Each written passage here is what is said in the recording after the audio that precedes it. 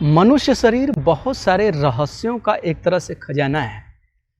5 तत्व जो ब्रह्मांड में है उसी से हमारा शरीर बना है। 5 कोश हैं, अन्नमया कोशा, मनोमया कोशा, प्राणमया कोशा, ऐसे 5 कोश हैं, 5 तत्व हैं और 5 प्राण हैं। प्राण मतलब ऊर्जा, जो हमारे शरीर में ऊर्जा है, जो हर चीज के लिए कारण है, यानी चेतना। जो निर्जीव हैं और सजीव दोनों के बीच में जो अंतर है वो इसी प्राण का है। निर्जीव में ये प्राण ऊर्जा नहीं होती, ये चेतना नहीं होती, इसलिए वो निर्जीव हैं। सजीव में यानी जो जीवधारी हैं उनमें ये चेतना होती है, इसलिए ये सजीव हैं। अब जो ये चेतना है, जो ये ऊर्जा है, आप इसको कुछ भी कह लीजिए, वाइटल एनर्जी कह लीजिए, वाइटल फोर्स कह लीजिए, प्राण कह लीजिए, प्राण ऊर्जा कह लीजिए, और कुछ लोग आत्मा भी कह लेते हैं। आत्मा परमात्मा से इससे कुछ लेना देना नहीं है, ये प्रकृति के एक विधान के हिसाब से है। उसके बारे में हम लोग फिर कभी चर्चा करेंगे। तो हमारे शरीर में 5 प्राण हैं। प्राण जब भी मैं बोलूं तो देखिए यहाँ पर 2 चीजें हैं। प्राण एक तो है उस ऊर्जा जो एक प्राणिक फोर्स है, जो वाइटल एनर्जी है, वो पूरे शरीर में जो प्रवाहित हो रही है उसको बोलते हैं प्राण। अब इसके 5 भाग हो जाते हैं, 5 डिफरेंट टाइप के प्राण हमारे शरीर में हैं। तो पहले का नाम आ जाता है प्राण। जैसे आप इस तरह से समझ लीजिए कि कोई व्यक्ति है सुरेश, और सुरेश को हैं 5 बच्चे। 5 में से पहले का नाम है सुरेश, फिर रमेश, फिर धनंजय, ऐसे टाइप से। तो पहले लड़के का नाम प्राण है। तो यहाँ पर जो हम बात कर रहे हैं वो एंटायर प्राणिक फोर्स से नहीं, एंटायर एनर्जी सिस्टम से नहीं, हम एक सिस्टम से बात कर रहे हैं। तो प्राण, अपान, समान, उदान, व्यान, ऐसे करके 5 प्राण हैं। तो इन प्राण के बारे में हम लोग डिस्कस करने वाले हैं। और इस प्राण में यदि कोई भी इम्बैलेंस होता है तो हमें संबंधित समस्याएं शुरू हो जाती हैं। अब हम क्या करते हैं, भागे भागे डॉक्टर के पास जाते हैं, भागे भागे किसी आयुर्वेदाचार्य के पास जाते हैं। आयुर्वेद वाले तो फिर भी ठीक है, वो शरीर को समझते हैं, लेकिन आज वाले आयुर्वेद वाले नहीं, पहले वाले समझकर सही से इलाज करते थे। समझते थे कि किस वायु का दोष है, किस कोश में दोष है, किस तत्व का कमी है, उसके हिसाब से वो ट्रीटमेंट करते थे। तो फुल आपका जो रिकवरी होता था बॉडी का, एक वाइटलिटी जो थी वो मेंटेन रहती थी। अभी सिर्फ आप दवा लेते हैं, ठीक हो जाते थे, एक दवा लिए वो ठीक हुए, दूसरी समस्या शुरू हो जाती है। एनीवे, वो खैर अलग बात है। हम लोग यहाँ पर प्राण के बारे में चर्चा करने वाले हैं। तो हम लोग शुरुआत करते हैं प्राण से। प्राण जो है, प्राण ऊर्जा, यहाँ पर सेकेंड स्टेप की हम बात कर रहे हैं, फादर की नहीं, उसके बच्चों की बात कर रहे हैं। तो एक तो कलेक्टिव है, उसको बोलते हैं प्राण, प्राण ऊर्जा, वाइटल फोर्स, और दूसरा यहाँ पर प्राण। तो ये क्या होता है, डायफ्राम, डायफ्राम से लेकर जो हमारा लैरिंग्स है उसके बीच में जो एनर्जी फ्लो होती है, जो इन सारे अंगों को चलाती है। अब इसके बीच में क्या हमारे ऑर्गन्स बचे, डायफ्राम से लेकर लैरिंग्स के बीच में हमारा सबसे इंपॉर्टेंट बॉडी पार्ट हार्ट, फिर लंग्स, रिब्स, इंटरकोस्टल मसल्स, पूरा ऐसे ही शोल्डर ब्लेड, शोल्डर, ये सब कुछ उसी में आ गया। ये सारे जो ऑर्गन हैं वो किससे एक्टिवेट होते हैं, प्राण ऊर्जा से। अब यदि प्राण में कोई डिस्टरबेंस आ गया तो आपको यहां से संबंधित समस्या शुरू हो जाएगा। यदि किसी को हार्ट डिजीज हो गया, किसी को ब्रीदिंग से रिलेटेड प्रॉब्लम हो गया, अस्थमा, ब्रोंकाइटिस, इस टाइप का यदि समस्या हो गया, तो उसका जो प्राण वायु है उसमें इम्बैलेंस हो गया। तो उससे संबंधित जो आसन है वो करने चाहिए और प्राणायाम का अभ्यास करना चाहिए। तो हम लोग लास्ट में कलेक्टिव बात कर लेंगे आसन प्राणायाम के बारे में। तो प्राण को बैलेंस में रखना है, जो कि प्राण के लिए ऊपर का रहता है। तो इसका नेचर है बाहर की तरफ जाने के लिए। प्राण शरीर में रहना नहीं चाहता, वो बाहर की तरफ भागता रहता है, तो उसको खींच कर लाता है समान। एक ऑसिलेटरी मूवमेंट होता है कुछ इस तरह से, ऑसिलेशन, इस तरह से ये कंटिन्यू चलता रहता है। अब उसको जो अपान है धक्का देकर बाहर करता है और समान उसको खींचकर बाहर लाता है। जो अपान वायु है वो क्या है, नाभि से नीचे है, नाभि से लेकर हमारा जो एक्सक्रीटरी सिस्टम है, एक्सक्रीटरी ऑर्गन जो हैं और जो जेनाइटल्स हैं, उन सबको रेगुलेट करता है। तो नाभि से नीचे के सारे अंग, यानी हमारी जो लार्ज इंटेस्टाइन है, रेक्टम एरिया है, और जो एक्सक्रेशन के लिए ऑर्गन्स जो हैं और जो रिप्रोडक्शन के लिए ऑर्गन जो हैं, वो सब इससे रेगुलेट होते हैं। तो इसी में मूलाधार चक्र, स्वादिष्टान चक्र भी आ जाएगा। यदि प्राण की बात करें तो इसमें अनाहत और विशुद्धि चक्र आ जाएगा। तो इस तरह से इसमें 2 चक्र आ जाएंगे। तो ये नीचे के जो चक्र हैं वो एक्टिवेट होते हैं और उसको ये रेगुलेट करता है। तो यदि अपान वायु किसी का बिगड़ जाता है तो गैस ज़्यादा पास करता है और उसको कॉन्स्टिपेशन होने लग जाएगा। फिर रिलेटेड जो ऑर्गन्स हैं उसमें प्रॉब्लम समस्या शुरू हो जाएगी, जैसे रिप्रोडक्टिव सिस्टम का जो फंक्शन है वो डिस्टर्ब होने लग जाएगा। एक्सक्रेटरी सिस्टम जो एक्सक्रेट होने चाहिए, जो बॉडी एलिमिनेट होने चाहिए, बॉडी से जो टॉक्सिन्स जो वेस्ट प्रोडक्ट है वो जो एलिमिनेट होने चाहिए वो डिस्टर्ब होने लग जाएंगे। तो उसको बैलेंस में लाना बहुत ज़रूरी हो जाता है।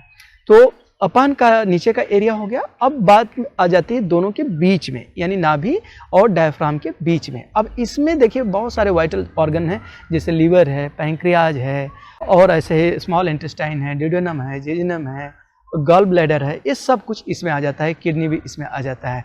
तो ये सारे जो ऑर्गन हैं ये रेगुलेट होते हैं किससे? समान से। और समान जो है दोनों को पकड़ कर रखता है, अपान को नीचे नहीं जाने देता। अपान का नेचर है बाहर की तरफ जाने का, और प्राण का नेचर ऊपर की तरफ जाने का, बाहर निकलने के लिए। तो इन दोनों को खींच कर रखता है। तो इन दोनों के बीच में जो डिफरेंस है वो बढ़ना चाहिए, यानी इनहेल कर रहे हैं तो प्राण अंदर की तरफ जा रहा है, तो इसलिए जब आप इनहेल करते हैं तो एब्डोमेन जो है खींचता है, अपान नीचे की तरफ जाता है। जब एक्सहेल करते हैं तो ये बाहर की तरफ जाता है, एब्डोमेन नीचे आता है। तो इन दोनों के बीच में जो बैलेंस बनाने का काम कर रहा है वो है समान। अब दोनों इनहेलेशन और एक्सहेलेशन के बीच में जितना डिफरेंस होगा उतना आपके बॉडी का जो वाइटलिटी है, आपका बॉडी का जो हेल्थ है वो उतना इंप्रूव होगा, मेंटल लेवल जो है उतना स्ट्रांग होगा, माइंड जो है उतना शांत होगा। तो दोनों के बीच में बैलेंस लाने के लिए, दोनों के बीच में डिफरेंस लाने का काम करना चाहिए। तो वो कैसे कर सकते हैं? प्राणायाम से। तो प्राणायाम में इसीलिए आता है रेचक, पूरक, कुंभक। अब कुंभक में भी दो होते हैं, बाहर छोड़कर भी और अंदर भरकर भी। तो उसकी बात हम डिटेल में तो नहीं जा रहे हैं, बस यहाँ पर इतना समझ लीजिए कि जब हम कुंभक करते हैं, सांस भरकर या छोड़कर रोकते हैं, तो उस समय समान का जो एरिया है, डायमेंशन है, उसको हम बढ़ाते हैं। इसीलिए प्राणायाम जो है पूरे शरीर को नरिश करने के लिए काफ़ी अच्छा काम करता है। तो समान को इस तरह से हम बैलेंस में कर लेंगे। फिर उदान आता है। अब हमारा जो ब्रेन है वो बहुत ज़्यादा फंक्शन करता है और पूरे बॉडी को रेगुलेट करता है। 2% है लेकिन ये 98% को रेगुलेट करता है। इसको जो कंट्रोल करता है वो कौन करता है? उदान। और इसके साथ साथ जो हमारे लिम्स हैं, जो हमारे कर्मेंद्रिय हैं, कर्मेंद्रिय के जो मुख्य पार्ट हैं, कर्मेंद्रिय और भी 3 हैं, तो जो 2 हैं मेन, हाथ पैर, मेन से मतलब यहाँ पर आप मत समझ लीजिए कि यही मुख्य है। एक्सक्रेटरी ऑर्गन भी आ जाता है, रिप्रोडक्टिव ऑर्गन भी आ जाता है, मुंह भी आ जाता है और कर्मेंद्रिय में। तो कर्मेंद्रिय में हमारा कहने का मतलब कि लिम्स, जो अपर लिम्स, लोअर लिम्स हैं, इन दोनों को भी फंक्शन करने के लिए क्या चाहिए? उदान। तो ये ब्रेन से संबंधित आइज, ईयर, नोज, इन सब में यदि समस्या है, ब्रेन में समस्या है, तो उदान रिस्पॉन्सिबल होगा, उसको बैलेंस में लाने का काम करना चाहिए। हाथ पैर में यदि आपको एनर्जी चाहिए और इसको प्रॉपर फंक्शन चाहिए तो आपको उदान पर काम करना चाहिए। और एक आ जाता है इन सब का, एक तरह से कह लीजिए कि रिजर्व फोर्स। जैसे हमारी आर्मी होती है ना, बॉर्डर पर होती है, कुछ पाकिस्तान के बॉर्डर के साइड में, कुछ चाइना के बॉर्डर के साइड में, कुछ बंगाल के साइड में, और पूरा नीचे का देखेंगे तो नेवल फोर्स जो है वो देखती है। तो इस तरह से बहुत सारे फोर्सेस हैं, और सारे फोर्सेस जो हैं वो रिजर्व रखते हैं। वो सारे के सारे बॉर्डर पर है, सारे के सारे फंक्शन में नहीं होते। कुछ रिजर्व उनका फोर्स रहता है जो कि अंदर, कंट्रीज के अंदर रहते हैं। वो जब जरूरत पड़ती है तो वो वहाँ पर जाते हैं, जहाँ पर जरूरत पड़ी उससे रिलेटेड वहाँ पर चले जाते हैं। तो वैसे ही ये आता है व्यान। व्यान जो है पूरे शरीर के ऊर्जा के फ्लो को देखता है। यदि कहीं पर कोई ऊर्जा की कमी हुई, कहीं पर कोई एनर्जी का कमी पड़ा, तो वो वहाँ पर वो भेजता है, उसको रेगुलेट करने का काम करता है, उसको बैलेंस में लाने का काम करता है। तो इस तरह से व्यान जो है वो पूरे बॉडी को रेगुलेट करता है, सबको मिलाकर चलता है। तो इस तरह से 5 प्राण मुख्य प्राण हो गए, और 5 उप प्राण होते हैं। 5 छोटे छोटे हैं जो कि स्पेसिफिक काम करते हैं, उनका पर्टिकुलर एक फंक्शन होता है। तो उसमें से आता है नाग। नाग जो है वो काम करता है डकार लेने का, फिर हिचकी जब आती है तो उस समय जो गैस बाहर निकलती है वो है नाग। फिर आता है कुरमा, जैसे हमारी आइज ब्लिंक हो रही है, मॉइस्ट है, फंक्शन प्रॉपरली कर रही है, तो इसके लिए आती है कुरमा। फिर क्रिकर, हंगर, थर्स्ट और जो खांसी वगैरह आती है, कफ वगैरह जो आता है, उसका जो रेगुलेशन है वो आता है किसके अंडर में? क्रिकर के अंदर में। वो उपप्राण इसको रेगुलेट करता है। फिर चौथा आता है देवदत्त। देवदत्त जैसे हम सोते हैं तो उसको भी आप देखते हैं चेतना जागृत रहती है, यानी एनर्जी जो है वो देखती रहती है। तो सोने के लिए, जम्हाई के लिए जो एनर्जी काम करती है वो है देवदत्त। और जो शरीर से जब सारे प्राण निकल जाते हैं तो लास्ट में जो निकलता है वो है धनंजय। तो इसलिए आप देखते होंगे कि कभी कभी जब आदमी का डेथ हो जाता है, उसके बाद भी किसी किसी ऑर्गन में मूवमेंट शुरू हो जाता है। कोई कोई हाथ की उंगली मूव कर जाती है, कभी कभी पैर मूव कर जाता है, कभी कभी चेस्ट मूव कर जाता है।